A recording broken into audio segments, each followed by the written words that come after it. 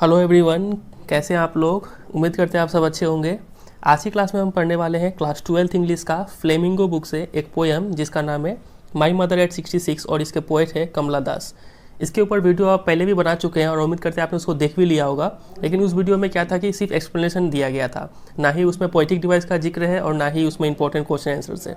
तो आज के इस वीडियो में पूरा एक्सप्लेनेशन भी होगा, साथ ही साथ पोएटिक डिवाइसेस और इंपॉर्टेंट क्वेश्चन आंसर्स भी इसमें दिया जाएगा। ठीक है, तो आपने अगर वो वीडियो भी पहले देखा हुआ है या फिर कोई भी वीडियो पहले देखा हुआ है तो इस वीडियो को एंड तक देखिएगा, आपको जरूर इससे फ़ायदा पहुंचेगा। चलिए स्टार्ट करते हैं। सबसे पहले यहाँ पे अबाउट द पोएट दिया हुआ है, तो इससे क्वेश्चन नहीं आता है, सिर्फ आप यहाँ पे पोएट का नाम याद कर लीजिए, कमला दास, इतना काफ़ी होगा। यहाँ से इसको स्किप करते हैं, आगे बढ़ते हैं। बिफोर यू रीड पे लिखा हुआ है ageing is a natural process. Ageing मतलब बूढ़ा होना, ये एक नेचुरल प्रोसेस है। Have you ever thought what our elderly parents expect from us. क्या आपने कभी ये सोचा है कि हमारे जो बूढ़े माँ बाप हैं वो हमसे क्या एक्सपेक्ट करते हैं जब वो बूढ़े हो जाते हैं। तो चलिए देखते हैं पोएम में क्या लिखा हुआ है। Driving from my parents home to Cochin last Friday morning I saw my mother beside me. तो सीन कुछ ऐसा है कि जो पोएट है कमला दास वो अपनी मम्मी के साथ एक कार में बैठ के अपने पेरेंट के होम से कोचीन एयरपोर्ट की तरफ जा रही है और लास्ट फ्राइडे का मॉर्निंग का टाइम है ये। ठीक है, तो अब यहाँ पे तो सिर्फ कोचीन लिखा हुआ है, नीचे यहाँ पे बताया गया कि वो कोचीन एयरपोर्ट में ही जा रही है। कोचीन पुराना नाम है, नया नाम इसका कोची हो चुका है। ये एक सिटी है केरला में। इतना समझे, बात क्लियर है यहाँ तक। चलिए, तो दोनों कार में बैठे हुए हैं, तो आगे क्या होता है देखिए। I saw my mother beside me doze open mouth her face ashen like that of a corpse. तो जो पोएट है कमला दास वो अपनी मम्मी को देखती है, वो मम्मी जो उसके बगल में बैठी हुई होती है, और उसकी मम्मी क्या कर रही होती है, डॉज मतलब स्लीप लाइटली, झपकी ले रही होती है। ठीक है, सोई हुई होती है, और जब वो सोई हुई होती है ना उसकी मम्मी, तो उसका मुंह खुला हुआ होता है, ओपन माउथ होता है। ठीक है, and her face ashen like that of a cops. उनका जो फेस है वो एसन हो गया है। एसन एक ऐसा वर्ड है जिसको हम लोग यूज़ करके किसी का फेस डिस्क्राइब करते हैं। अगर किसी का फेस बहुत ही पीला पड़ गया है, पेल हो गया है, बिना किसी कलर का है, बिकॉज ऑफ इलनेस या फिर एजिंग, तो उनके फेस को हम लोग बोलते हैं एसन है। ठीक है, तो उनका चेहरा भी, उनकी मम्मी का चेहरा भी एसन हो गया है। ठीक है, कॉप्स की तरह। कॉप्स मतलब डेड बॉडी होता है। ठीक है, तो एग्ज़ाम में आपसे क्वेश्चन पूछा जाएगा कि क्यों उनकी मम्मी का चेहरा को एक कॉप्स के चेहरा के साथ कंपेयर किया गया है। तो ऐसा इसलिए है कि उनकी मम्मी का चेहरा काफ़ी कलरलेस हो गया है, जो भी ग्लो था वो सब लॉस हो गया है ड्यू टू एजिंग, पेल हो गया है और एकदम लाइफलेस जैसा लग रहा है। उसीलिए उनका मदर का चेहरा को भी कॉप्स के साथ कंपेयर किया गया है। तो इसके बारे में हम डिटेल में देखेंगे क्वेश्चन आंसर में, फिलहाल आप इतना समझिए बस। ठीक है, आगे बढ़े। चलिए, and realised with pain that she was as old as she looked. अब यहाँ पे पोएट को एक काफ़ी दर्द भरा रियलाइजेशन होता है। वो रियलाइजेशन क्या है कि उन्हें ये महसूस होता है कि उनकी मम्मी जो है वो उतनी ही बूढ़ी हो गई है जितना कि वो दिख रही है। ठीक है, तो ये भी लाइन काफ़ी इंपॉर्टेंट है। यहाँ पे पोएट ने रियलाइज़ किया है कि विथ पेन के साथ कि उनकी मम्मी काफ़ी बूढ़ी हो चुकी है। अब यहाँ पे क्वेश्चन आएगा कि क्यों वो उन्हें दर्द होता है ये रियलाइजेशन से। तो ऐसा इसलिए होता है क्योंकि उन्हें ये डर है कि कहीं उनकी मम्मी अब मर ना जाए और मरने के बाद उनका और उनकी मम्मी का सेपरेशन ना हो जाए। ठीक है, उसलिए उन्हें पेन के साथ रियलाइज़ होता है। चलिए आगे देखते हैं। But soon put that thought away and looked out at young trees sprinting the merry children spilling out of their homes. लेकिन पोएट ने इस सोच को तुरंत अपने मन से हटाने के लिए क्या करती है, वो खिड़की के बाहर देखती है, कार की खिड़की के बाहर देखती है, और उन्हें बाहर दो चीज़ देखने को मिलता है। पहला, यंग ट्रीज स्प्रिंटिंग। वो देखती हैं कि जो छोटे छोटे पेड़ है वो स्प्रिंटिंग का मतलब होता है रनिंग। छोटे छोटे पेड़ है वो दौड़ रहे हैं। अब आप सोचेंगे कि पेड़ कैसे दौड़ सकते हैं। तो ऐसा होता है कि जब हम कार में, चलता हुआ कार में बैठ के खिड़की के बाहर देखते हैं तो हमें लगता है कि बाहर का जो चीज़ है वो पीछे की तरफ मूव किए जा रहा है। ठीक है, तो वहीं यहाँ पे उसी सेंस में लिखा गया है कि यंग ट्रीज स्प्रिंटिंग।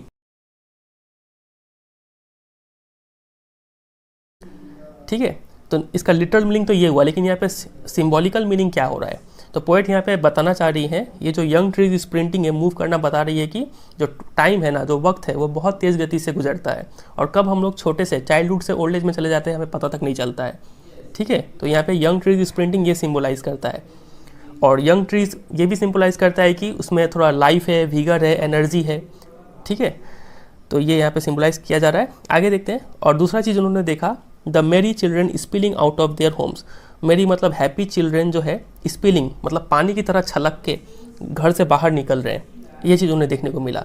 अब ये क्या सिंबलाइज़ करते हैं? ये सिंबलाइज़ करते हैं कि बच्चे में क्या है, लाइफ है, विगर है, एनर्जी है, हैप्पीनेस है, यूथफुलनेस है, ठीक है, और जो कि उनकी मम्मी में ये सब चीज़ें प्रेजेंट नहीं है बिकॉज ऑफ ओल्ड एज। तो ये दो इमेज उन्हें देखने को मिलता है। तो पोएट यहाँ पे ये दो इमेज का यूज़ करते हैं इम्फेसाइज करने के लिए कि ओल्ड एज और यूथ में क्या डिफरेंस अब आ चुका है, ठीक है। इन दोनों को यहाँ पे कॉन्ट्रास्ट किया जा रहा है, ओल्ड एज और यूथ को। यहाँ तक क्लियर है? चलिए, अब दोनों फिर एयरपोर्ट में पहुँच जाते हैं, but after the airport security check, वहाँ पे सिक्योरिटी चेक हो जाता है। Standing a few yards away, yard एक डिस्टेंस मेजरमेंट करने का यूनिट है, ठीक है। एक यार्ड मतलब 3 फीट होता है अप्रॉक्स। तो जो पोइट है वो कुछ यार्ड दूर खड़ी होकर I looked at her again, वो फिर से अपनी मम्मी को वापस देखती है। और देखने से फिर क्या उन्हें देखने को मिलता है? वैन। वैन का मतलब यहाँ पे लिखा हुआ है कलरलेस। फिर से उनकी मम्मी का चेहरा वही कलरलेस फिर से दिख रहा है, फिर से वही पेल येलोपन है, पीलापन है उनके चेहरे पर। As a late winter's moon, अब की बार उनके चेहरे को किसके साथ कंपेयर किया गया है? Late winter's moon. Late winter का समय है और उनके जो उस समय जो मून होता है वैसा कलर उनका चेहरा का भी हुआ है, ठीक है। पहला बार उनका चेहरा को किसके साथ कंपेयर किया गया था? एक डेड बॉडी के चेहरे के साथ कंपेयर किया गया था। इस बार कंपेयर किया गया है लेट विंटर्स मून के साथ। क्यों कंपेयर किया गया है? क्योंकि विंटर सिंबलाइज करता है हमेशा एक सैड, ठीक है, ग्लूमीनेस, एक सिंबल ऑफ डेथ माना जाता है। विंटर सीजन मतलब जब साल का अंत समय होता है तब तो विंटर आता है ना। वैसे ही इंसान का जब बुढ़ापा आता है तो उसको विंटर के साथ कंपेयर किया जाता है। विंटर मतलब अब लाइफ ख़त्म होने वाला है, तो उस समय जो मून होता है ना, वो उसमें कोई ब्राइटनेस नहीं होता है, कोई शाइनिंग नहीं होता है, काफ़ी हेजी दिखता है वो। तो वैसा ही कुछ उनकी मम्मी का चेहरा भी हो गया था, एकदम सूखा सा, मुरझाया सा, पेल और एशन हो गया था। इसीलिए पोएट उनकी मम्मी के चेहरे को एक लेट विंटर मून के साथ कंपेयर करती है। तो काफ़ी सिमिलैरिटी है उनके मम्मी के चेहरे में भी और लेट विंटर्स मून में भी। समझ में आया ये? चलिए, अभी कुछ याद नहीं करना है, ज़्यादा दिमाग नहीं लगाना है, सिर्फ समझते चलिए। अभी हम बता देंगे क्वेश्चन आंसर्स में आपको कैसे क्या याद करना है, ठीक है। चलिए आगे बढ़ते हैं। And felt that old familiar एक, तो जब पोएट जो है अपनी मम्मी का चेहरा देखती है और उसको विंटर मून के साथ कंपेयर करती है, तब उन्हें फिर से वही पुराना जाना पहचाना सा दर्द होता है, दुख होता है। वो दुख कौन सा है? माई चाइल्डहुड फियर, वो बचपन का डर याद आ जाता है उन्हें। कौन सा डर? जब हम छोटे होते हैं तो हमारे मन में ये अक्सर ख्याल आता है कि अगर हमारे मम्मी पापा हमें अगर छोड़ के चले जाए तो पता नहीं हमारा क्या होगा, ठीक है। हमें काफ़ी डर लगता है ये सब सोचकर। तो वैसा ही कुछ डर अभी पोएट को फील हो रहा है, वही उन्हें बचपन का डर याद आ जाता है। लेकिन फिर भी वो अपने आप को संभालती है और बोलती है कि but all I said was, उन्होंने सिर्फ एक ही कुछ ही शब्द कहा। क्या कहा? कि सी यू सून अम्मा, अम्मा तुमसे फिर वापस मिलेंगे। All I did was smile smile and smile, और सिर्फ वहाँ पे मुस्कुराई उसके बाद, और कुछ नहीं कहा उन्होंने। तो यहाँ पे जो ये पोएट का वर्ड है कि सी यू सून अम्मा और उनका सिर्फ मुस्कुराना, ये क्या बताता है? ये बस एक दिखावा है। पोएट अपने अंदर के फियर को हाइड कर रही है और अपने माँ को ये रीअश्योर कर रही है। ये की वर्ड है रीअश्योर, ठीक है, इसको याद कीजिएगा। रीअश्योर कर रही है कि वो दोनों वापस मिलेंगे, ठीक है। अक्सर होता है कि इंसान उम्मीद के सहारे बहुत साल तक जी भी लेता है, और अगर इंसान खुश और टेंशन में ना हो तो वो कुछ साल तक और जीता है, ठीक है। तो वही यहाँ पे पोएट कोशिश कर रही है कि अगर वो अपने मम्मी को अगर खुशी खुशी इन अ प्लीजेंट मैनर में अगर विदा दे, फेयरवेल बीट करे, तो हो सकता है उनकी मम्मी वापस उन्हें अगली बार जब वो मिलने आए तो उनकी मम्मी जिंदा रहे और उनसे मिले वापस, ठीक है। तो यही है फिर ये पोएम। उम्मीद करते हैं आपको समझ में आ गया होगा। चलिए अब देखते हैं इसमें राइमिंग स्कीम और पोएटिक डिवाइसेस क्या क्या है। एक और फीचर इस पोएम का ये है कि ये जो पूरा पोएम है ना, ये सिंगल सेंटेंस में लिखा हुआ पोएम है और पंचुएटेड बाय कॉमास। एक ही सेंटेंस है ये और बीच बीच में ब्रेक लेने के लिए कहीं कहीं कॉमा यूज़ किया गया है, ठीक है। चलिए बात करते हैं राइमिंग स्कीम पे।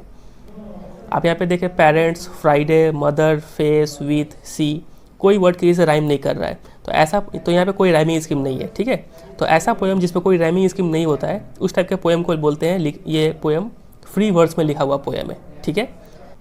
चलिए बात करते हैं पोएटिक डिवाइसेस पे। अगर आप यहाँ पे सेकंड लाइन को देखें, होम टू कोचिन, यहाँ पे ओ साउंड को ज़्यादा ही प्रोमिनेंट हो रहा है और ओ एक वॉवेल है, तो प्रोमिनेंस ऑफ वॉवेल साउंड को कहा जाता है असोनेंस। यहाँ पे पोएटिक डिवाइस हो गया असोनेंस। अगर कोई कॉन्सोनेंट साउंड अगर प्रोमिनेंट हो रहा होता है ना, तो यहाँ पे पोएटिक डिवाइस कॉन्सोनेंस बोल रहे होते, ठीक है। चलिए इस लाइन में भी अगर आप देखें, डोर्स, ओपन, माउथ्स, ओ साउंड को ज़्यादा ही प्रोमिनेंट हो रहा है, तो यहाँ पे भी पोएटिक डिवाइस हो गया असोनेंस, ठीक है।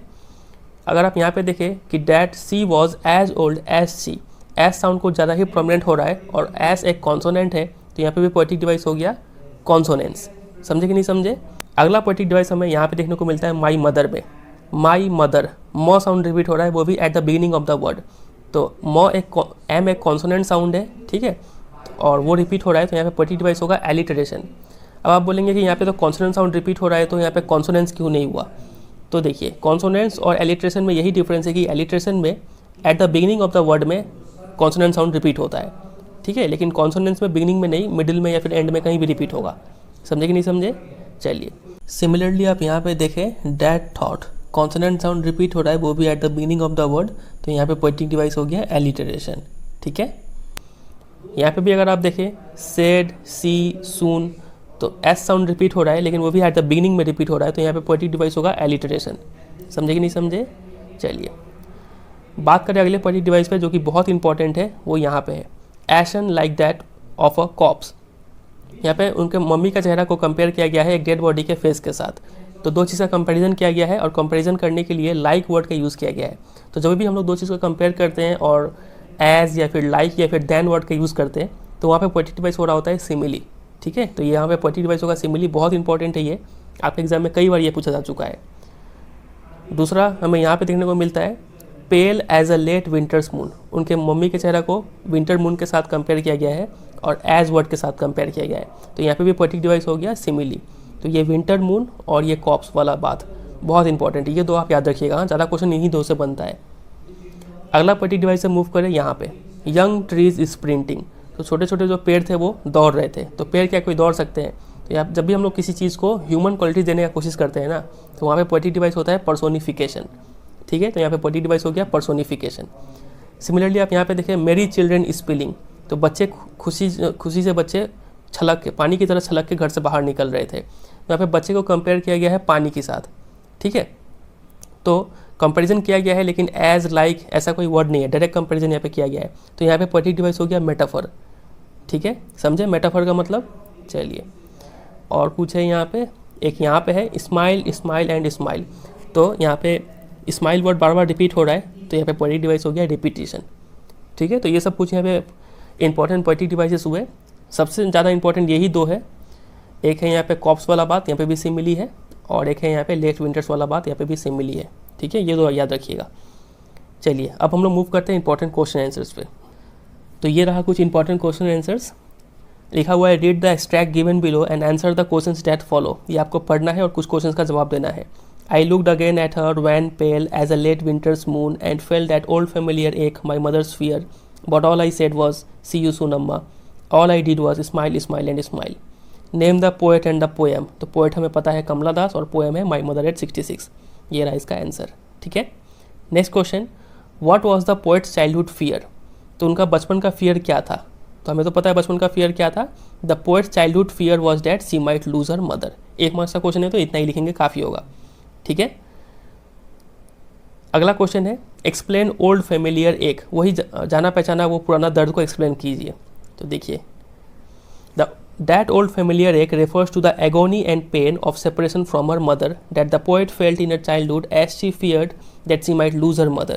वो दर्द को बताया गया है, जो सेपरेशन का जो दर्द होता है ना, वो दर्द को यहाँ पे बताया गया है ओल्ड फेमिलियर एक। ठीक है, और वो दर्द पोएट फील करती थी अपने बचपन में। As a child poet was insecure about losing her mother just as all young children often are, and the same fear has come again now when her mother has grown old. जब poet बच्ची थी तब उन्हें डर था कि वो अपनी मम्मी को खो देगी तो क्या होगा। तो जैसा हर बच्चा ऐसा फील करता है वैसे पोएट भी फील किया करती थी, और वही डर उन्हें आज महसूस हो रहा है। ठीक है, तो ये जो अंडरलाइन किया हुआ ये इंपॉर्टेंट कीवर्ड्स है, इसको याद कीजिएगा आप। ठीक है, चलिए क्वेश्चन नंबर 4 देखते हैं। लिखा हुआ है what is the poetic devices used in lines 1 and 2। 1 and 2 में कौन सा है? Pale as a late winter's moon. समझ में आ गया कौन सा पोएटिक डिवाइस है यहाँ पे? सिमिली। अगर इस लाइन में पूछा जाता स्माइल, स्माइल, स्माइल में, तो यहाँ पे पोएटिक डिवाइस कौन सा होता? सही बोला आपने, रिपीटिशन होता। यहाँ पे सेड, सी, सून, यहाँ पे पोएटिक डिवाइस कौन सा होता? एलिट्रेशन होता। ठीक है, तो ये तो हो गया। क्वेश्चन नंबर 5 देखें, एक्सप्लेन लेट विंटर्स मून। बहुत इंपॉर्टेंट है ये, लेट विंटर मून को एक्सप्लेन करने बोला गया है। चलिए देखते हैं आंसर क्या हुआ है। तो 4 का आंसर यहाँ पे सिमिली लिखा हुआ है। देखिए 5 में क्या लिखा हुआ है, the winter season is a symbol of death, old age and gloominess. Winter season ये सब दर्शाता है। The poet has use this simile as the late winter's moon looks too hazy and lacks brightness and lustre. जो winter का जो moon होता है ना, वो काफ़ी हेजी होता है, कोई साइन नहीं होता है, कोई ब्राइटनेस नहीं होता है। उसी तरीके से उसकी मम्मी जो 66 ईयर्स की हो गई है वो भी पेल दिख रही है, श्रंकन, रिंकल्स भरा हुआ है उनके चेहरे पर, और एशन फेस है उनका। She is devoid of energy, happiness and vigour. समझ में आ गया? तो ये सब जो कीवर्ड है, पेनलेस, श्रंकन, एशन, एनर्जी, हैप्पीनेस, वीगर, ठीक है, ब्राइटनेस, लस्टर, ये सब कीवर्ड है, ये सब आप याद कर लीजिए, ये सब आपके आंसर्स में होना चाहिए। चलिए क्वेश्चन नंबर 6 पे मूव करते हैं। लिखा हुआ है why did the poet smile and smile. वो लास्ट में सिर्फ स्माइल क्यों करती है? तो हमें तो पता है वो रीअश्योर करना चाह रही है अपनी मम्मी को कि सब ठीक है, वो दोनों वापस मिलेंगे। तो यहाँ पे लिखा है the poet smile and smile only because she wanted to hide her fears from her mother. काफ़ी इंपॉर्टेंट है। She was reassuring her self and also her mother that they would meet again. वो reassure कर रही थी कि दोनों वापस मिलेंगे। Question number 7, what do the poet's parting word suggest. वो जो लास्ट में उन्होंने कहा कि सी यू सून अम्मा, ये क्या सजेस्ट करता है? देखते हैं। ये रहा, the poet's parting words and her smile are just a facade to hide her feelings of insecurity. ये सब जस्ट एक दिखावा है, वो अपना डर को छिपाने का कोशिश कर रही है। The pale and senile appearance of her mother, senile means old, ठीक है, उसकी मम्मी का इतना बूढ़ा चेहरा देखकर brings back her childhood fear of losing her mother. उनके मन में वापस वो डर आता है कि वो अपनी मम्मी को खोने वाली है। She feels the pain of separation, उनको ये दर्द फील होता है। But she bids her farewell, her mother farewell in a pleasant manner, लेकिन काफ़ी अच्छे से वो अपने मम्मी को अलविदा कहती है। She was reassuring her self and also her mother that they would meet again. तो ले देखिए वही आंसर है, ठीक है, इसको तैयार कीजिएगा। चलिए, तो ये था 7 क्वेश्चन यहाँ पे, समझ में आ गया। अगले क्वेश्चन में मूव करते हैं। ये रहा, फिर से यहाँ पे कुछ एक्सट्रैक्ट दिया हुआ है कि I saw my mother beside me doze open mouth her face ashen like that of a corpse and realise with pain. Who is I, यहाँ पे आई कौन है? तो आई हमें पता है, आई यहाँ पे पोएट है Kamala Das. What did I realise with pain, I को क्या रियलाइज होता है? तो 1 का आंसर कमला दास। तो the poet realise with pain that her mother was getting old and she might die any time, ये रियलाइज होता है। Why was the realisation painful, ये रियलाइजेशन इतना दुख भरा क्यों था? Because it brought with it distressing thought that her mother was nearing her death and it would separate her from her mother. क्योंकि ये रियलाइजेशन इसलिए इतना पेनफुल था क्योंकि उसकी मम्मी जो थी वो मौत के करीब जा रही थी और उसके बाद दोनों सेपरेट हो जाएंगे। Name the figure of speech used in these lines. अब यहाँ पे फिगर ऑफ स्पीच अगर मतलब पोएटिक डिवाइस ढूंढने की कोशिश करें तो यहाँ पे हमें देख रहा है काफ़ी फेमस पोएटिक डिवाइस कि face ashen like that of a corpse. तो लाइक से कंपैरिजन किया गया है, तो पोएटिक डिवाइस में पता है सिमिली है। समझ में आ रहा है कि नहीं आ रहा है? चलिए आगे बढ़ते हैं। Question number 3, why are the young trees described as sprinting, what do they signify. Young trees को स्प्रिंटिंग क्यों बताया गया है? स्प्रिंटिंग का मतलब पता है रनिंग, ठीक है। तो while driving to the airport in an effort to distract herself from the thoughts of her ageing mother, the poet looked outside the window of her moving car. समझ में आ गया? वो अपने ध्यान को भटकाने के लिए वो खिड़की के बाहर देखती है, तो जैसे ही वो बाहर दिखती है the trees appear to be moving fast in the opposite direction. Opposite direction में लग रहा था कि ट्री मूव कर रहे हैं, इसीलिए उन्हें स्प्रिंटिंग डिस्क्राइब किया गया है। और वो सिग्निफाई क्या करते हैं? The sprinting trees symbolises the rapidly passing years of human life from childhood to old age. ये बताते हैं कि जो वक्त है ना वो काफ़ी तेज़ गति से गुजरता है। अब हम लोग कब चाइल्डहुड से ओल्ड एज में आ जाते हैं हमें पता ही नहीं चलता है। The young tree shows happiness, strength and vigour which are the characteristics of youth in contrast to the dullness of old age. तो पोएट ये इमेज का यूज़ करती है क्योंकि वो कॉन्ट्रास्ट करना चाह रही है यूथ को ओल्ड एज के साथ, ठीक है। काफ़ी इंपॉर्टेंट क्वेश्चन है ये। क्वेश्चन नंबर 4, ऐसे यहाँ पे जो भी क्वेश्चन है वो सभी इंपॉर्टेंट है, ठीक है। इतना क्वेश्चन आप तैयार कर लेंगे तो आपको कुछ पढ़ने का जरूरत नहीं है। इसको छोड़ के अगर कुछ अलग क्वेश्चन भी बनता है तो इसका आंसर आप यहाँ से दे पाएंगे, ठीक है। चलिए क्वेश्चन नंबर 4 पे आते हैं। How does Kamala Das try to put away the thoughts of her ageing mother. तो अपने ध्यान को भटकाने के लिए वो क्या करती है? वो खिड़की के बाहर देखती है। She looked out of the window of her moving car, there she saw 2 things. 2 चीज़ उन्हें देखने को मिलता है। फर्स्ट, यंग ट्रीज स्प्रिंटिंग, जो सिंबलाइज करता है कि time has passed at a fast space. And second, she saw merry children spilling out of their homes. Merry children symbolise करते हैं यूथफुलनेस को, happiness, energy, life and vigour को, जो कि कॉन्ट्रास्ट किया है पोएट के मदर के साथ, जो कि अब बूढ़ी और पेल हो चुकी है। The poet makes use of these images to emphasise the contrast between old age and youth. समझ में आ गया? काफ़ी अच्छे तरीके से लिखा हुआ है यहाँ पे। क्वेश्चन नंबर 5, लास्ट क्वेश्चन है। Why was her mother's face looking like that of a corpse. Mummy का चेहरा को कॉप्स के साथ क्यों कंपेयर किया गया है? क्योंकि her mother's face had lost all its glow and colour of youth due to ageing. सारा ग्लो चला गया है, कलर चला गया है। एक हेल्दी फेस का कलर क्या होता है? पिंक होना चाहिए, लेकिन ये पीला हो गया है तो मतलब ग्लो चला गया। It looked pale, faded and nearly lifeless, ठीक है। That is why it was looking like a corpse face. समझ में आ गया? तो यही 5 क्वेश्चन है जो आपको तैयार करना है। इसका PDF लिंक आपको डिस्क्रिप्शन में मिल जाएगा, वहाँ पे जाके आप इसको डाउनलोड कर लीजिए और इसका एक नोट्स बना लीजिए या फिर प्रिंट आउट निकाल लीजिए, ठीक है। तो यही है फिर, उम्मीद करते हैं आपको आज का पोएम समझ में आया होगा। वीडियो अच्छा लगा तो वीडियो को जरूर एक लाइक कर दीजिएगा और वीडियो को जरूर अपने दोस्तों के साथ भी शेयर कीजिए, उन्हें बताइए कि यहाँ पे ऐसे पढ़ाया जा रहा है। और चैनल पर नहीं होता चैनल को सब्सक्राइब भी कर दीजिए, ठीक है। और मुझे कमेंट करके बताइएगा आपको ये वीडियो कैसा लगा। तो इतना ही है, फिर मिलते हैं बहुत जल्द किसी और पोएम के साथ। अगला पोएम का क्वेश्चन आंसर भी हम लोग करेंगे। और इस चैनल पे इकोनॉमिक्स, ज्योग्राफी ये सब भी पढ़ाया गया है। अगर आपका ये सब्जेक्ट है तो आप इसको वीडियो भी देख सकते हैं, ठीक है। चलिए फिर मिलते हैं अगले पार्ट में किसी और वीडियो के साथ। तब तक के लिए goodbye and take care.